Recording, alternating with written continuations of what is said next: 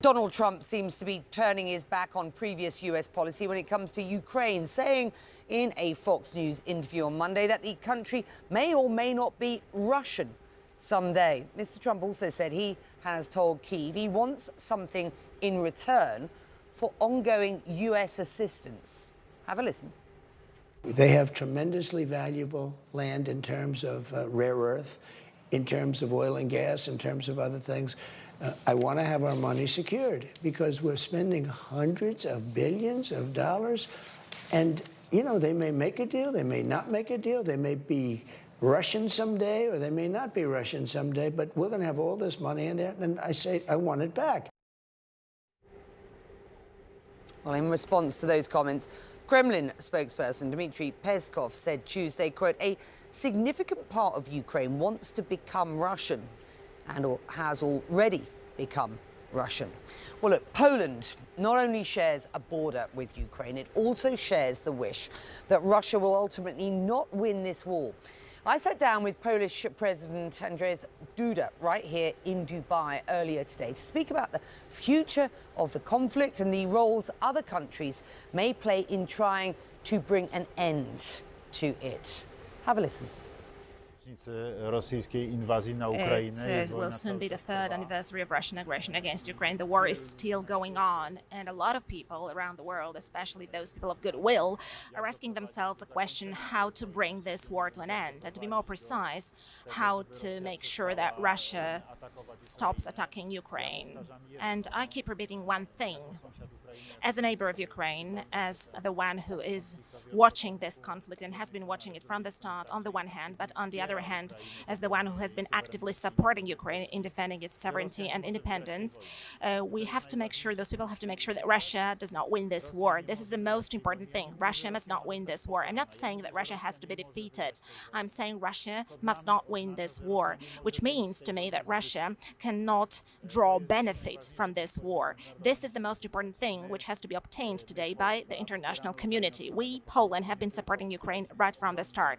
Not only have we sent enormous defense military support to Ukraine, we were the first ones who decided to send armaments to Ukraine. We have donated more than 360 main battle tanks to Ukraine, but also other equipment over years. But first and foremost, today we serve as a hub, and right from the start, Poland has been a transportation hub for Ukraine. It is through Poland that transports with armaments have been going for Ukraine. It's through Poland that humanitarian support has been flowing to Ukraine. We have got the only motorway from Western Europe to Ukraine, and we have got a big international airport close to the border with Ukraine. So indeed, the role that Poland is playing is of key importance. What I'm counting on, I'm counting that President Trump, who indeed is speaking out loud and saying that he wants to bring the war in Ukraine to an end, will come up with and will implement such solutions,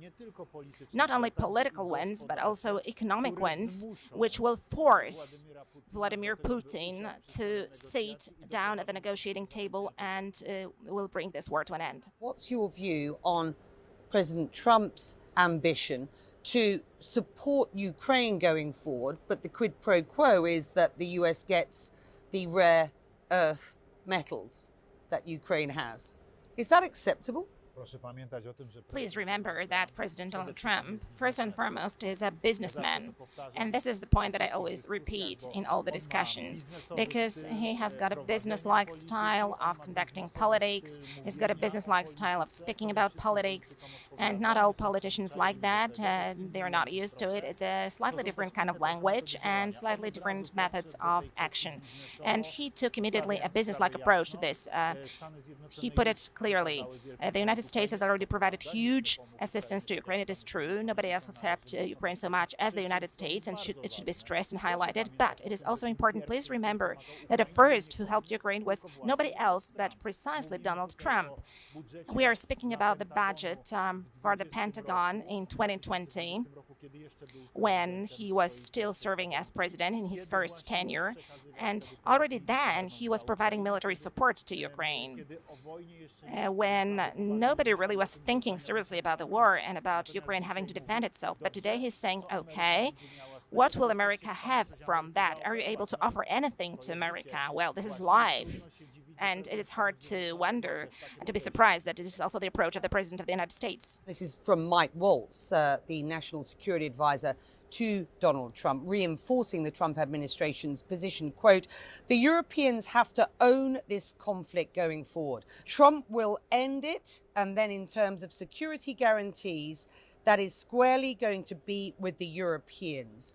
What is your view on Europe's role, and would Poland supply troops in the future for the security and protection of Ukraine?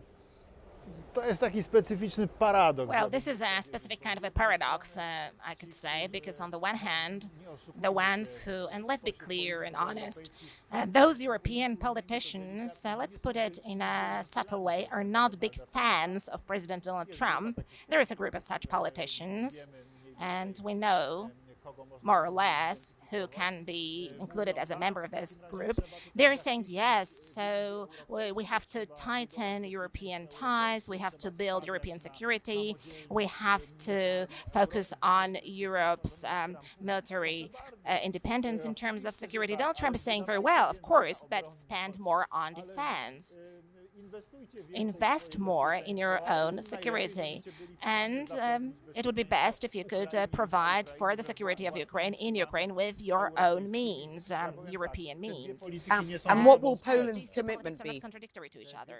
These two policies are not contradictory to each other, but speaking about the contribution to building Ukraine's security, let us remember that today it is precisely Poland who is risking for Ukraine, because it was our country which was hit by the missiles during this war. No other state was hit by missiles in Europe. Those missiles hit Polish territory. We had 2 casualties as a result of a missile striking the Polish territory because of this war. So we are the ones who are running the risk. We are exposed to a risk because we have got a hub on our territory through which assistance to Ukraine is delivered. I'm thinking about the air support, and this support is transported from Poland to Ukraine.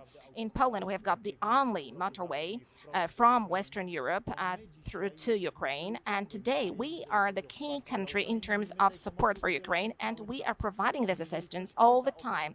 So whenever somebody is asking about assistance to Ukraine, I'm asking, are you asking ourselves about that?